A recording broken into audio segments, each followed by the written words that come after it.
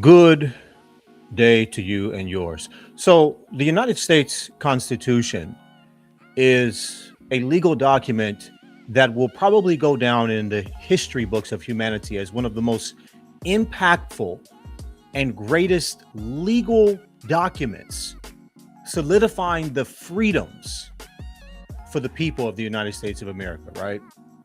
It truly is an amazing document, and it was actually, if you know the research on the history of it, it was actually modeled after, in some ways, the Ten Commandments or some of the stories of the Old Testament. Now, this is not a video about the Bible or about the Old Testament. Just give me some context here. The Supreme Court is actually currently in deliberation regarding birthright citizenship, and Donald Trump passed laws. And again, I'm going somewhere with this. Donald Trump is trying to get the United States Constitution to be rectified, right?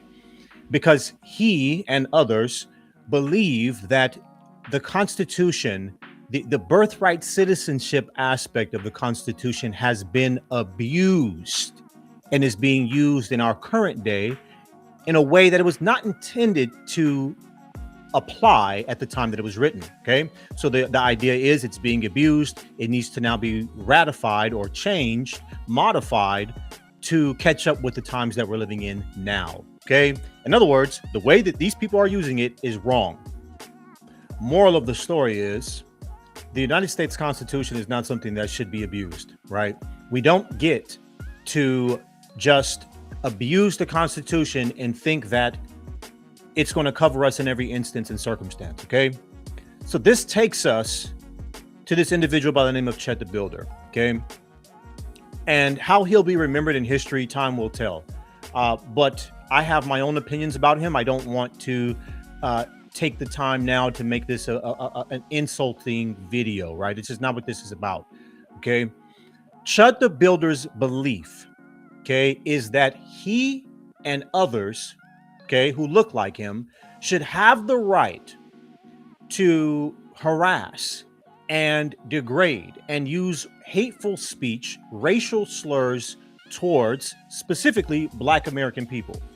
And to say that if they react in violence, it's their fault, and I have the right to defend myself because this is my freedom of speech. This is freedom of speech.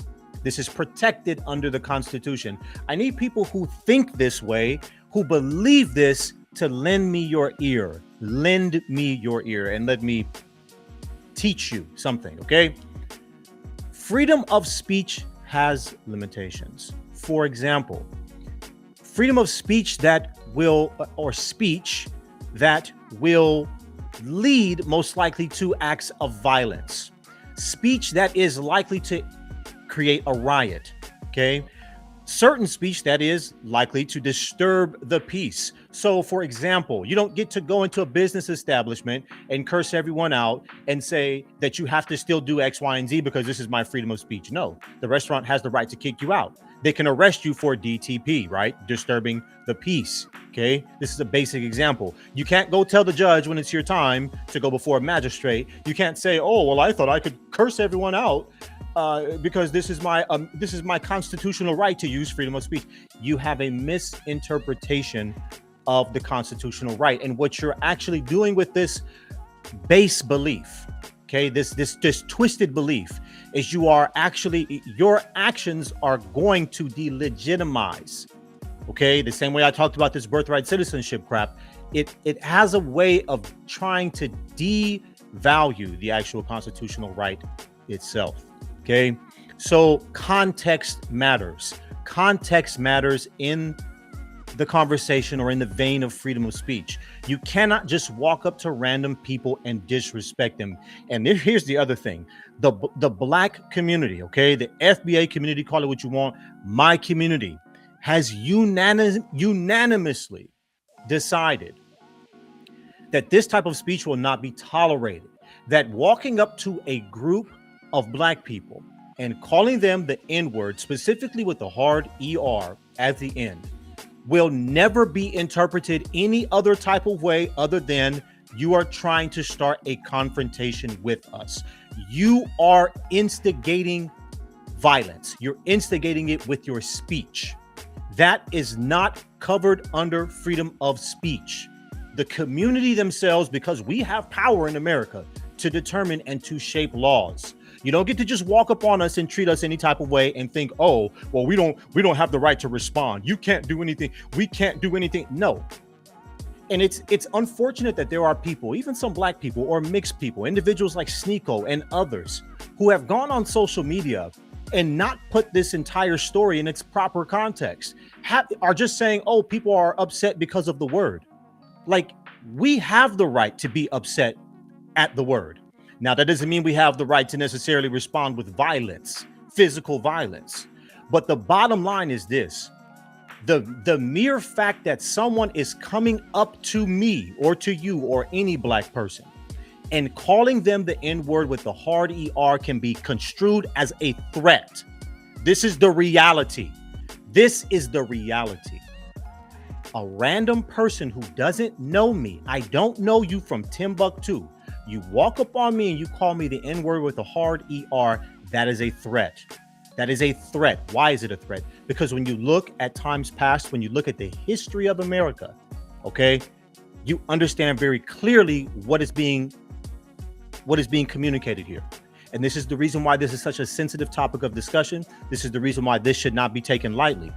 And again, people who want to take it light are not being real with themselves. You can't just write it off and say, oh, well, this is black culture. Black people are just violent. No, you're just an idiot. You're just an idiot who wants black people to just lay down and take disrespect. You're someone who just doesn't think very highly of black American people in general. You have a problem with us defending ourselves and standing up for our rights. Okay. And people like this realistically should be watched. You have to watch them, because if, God forbid, if anything were to happen in the future where there was some type of racial situation going on, it is these same individuals who would have put a battery in the back of people who want to harm us and who have basically co-signed them doing certain things to us. Because again, let's not get this misconstrued.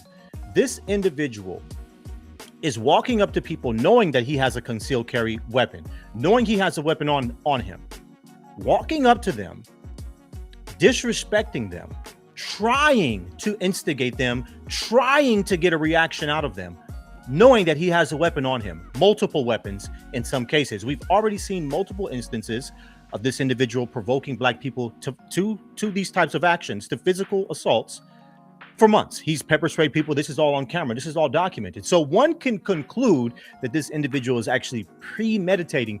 He's putting in play a situation where someone is going to get hurt, whether it be him or someone else responding to the speech, to the hate speech that is coming out of his mouth. This is, in my opinion, not defensible. It's not. When you really break it down in full context, it becomes indefensible. It's not about the word. Because here's the thing. You can't just walk up on people and disrespect them just in general. But specifically, when you use this type of word to this specific group of people, this is hate speech. This is a group of people. We're talking about black American people. Like, yo, have you read history? Right? You say, people say, oh, well, it's used in rap. No, it's not. No, tell me one rap song that uses the hard ER where a black person is using the hard ER. You can't show me one. There isn't. It doesn't exist. You don't get to walk. You don't get to do it. Okay. People groups have the right to gatekeep their own cultures. In other words, no one goes up to Hispanic people and tells them, hey, I get to call you Paisa. Don't say that I can't call you a whatever, a Paisa. And again, that's not like a racial term, but it is a term that can be construed by an outsider as disrespectful for you to say to a Hispanic person. But they'll say it to each other all day and night.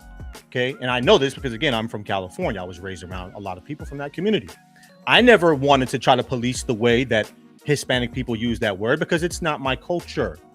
Right. I know I love my own culture. I respect their culture. What do I look like trying to police what they do? Similarly, why are people so obsessed with trying to tell black people, African Americans, how they can and cannot speak to each other? And the fact that they do it means that I can now do it to you. You can't equate those two things. We have the right to be our own distinct people group and have our own culture. And if we say this word and you think it's cool and you like it, tread light. That's the whole point. Like, okay, it's cool. Like, every single day there are people there are non-black people who call black people and refer to others as the N-word, and it's going to be with the A at the end of it, and it's not construed in a form of racial aggression. Okay, this is what I'm trying to explain to you guys, because it's understood amongst them. So in other words, all black people ain't tripping off of it like that. So the context matters. But if I don't know you and you walk up on me and you start talking to a black person this way, it can be construed a completely different way. This is the reality. You call it what you want. I'm telling you the reality of the circumstance. When you go outside and you're dealing with everyday people, understand freedom of speech, whatever, but freedom of consequence, never. That's not the way real life works. Okay? This is the reality of the situation. So now Chud the Builder is fighting a attempted murder charge, and I really hope they find the audio for the conversation that he had with the individual, because we've only heard Chud's side of the story. Okay. Say, for example, if Chud was calling this guy the Nigger word and doing different things to instigate him and then shoots him, it may at that point not just be an attempted murder. You might also have a hate crime in addition to that. This might be an act of domestic terrorism you might consider as well, too. Because again, when you start talking about Black American people, we're not second-class citizens. We are first-class citizens like everyone else in the United States of America. You do not, people who, it's mind-boggling to me, the level of obsession people have with trying to dehumanize African American people. It's ridiculous. I don't understand. So, for example, why didn't this Chud the Builder guy use negative racial tropes for white people? Why doesn't he record that and upload that to his channel? Or him going up to Asian people or Jewish people or Hispanic people, calling them certain derogatory racial terms? Why is that not what his content is about? I think the answer is clear, right? The answer is clear. He has an obsession with trying to dehumanize and harm Black American people. See? And this is the reason why these types of things, these types of situations have to be dealt with quickly. Last thing I'm gonna leave you guys with is this. We know just last month, a woman by the name, a Hispanic woman out of Houston, Texas, Ashley Gonzalez, right, was fired from her job as a police officer because she was recorded saying the exact same thing. Then Chud the Builder kind of piggybacked off of her failure, right? Now he's the biggest failure. But the moral of the story is this. We are living in times today where hate, the lines of hate have been blurred tremendously. There are a lot of people who have psychological issues as it relates to Black American people, okay? And they're not just non-Black. There's Black people who have those very same issues as well, too. And the proof of that is in the Black Doll test, but that's a conversation for another time, okay? This and these types of cases need to be dealt with. This is a societal issue. This is an issue within the culture of the United States of America, and it needs to be dealt with. A part of the way we deal with that is with criminal convictions. When people start acting certain ways that are likely to result in violence or crime that is racially motivated, the appropriate thing for the laws to do is to step in and put in place hate crime bills. There needs to be enforcement, okay, upon people who want to use this type of language and do this type of thing. There has to be stiffer penalties. And until there are these types of things, this type of weird obsession, this weird United States of American phenomenon of anti-Black racism and violence and hatred and just overall hate against Black American people will continue. It is in the DNA of the United States of America, and it has been since the beginning. And it is a crying shame that in the United States of America in 2026, that we are even having this conversation. Like, share, subscribe, fam. Comment below. Tell me what y'all think. All right, till we chat again. I'm out.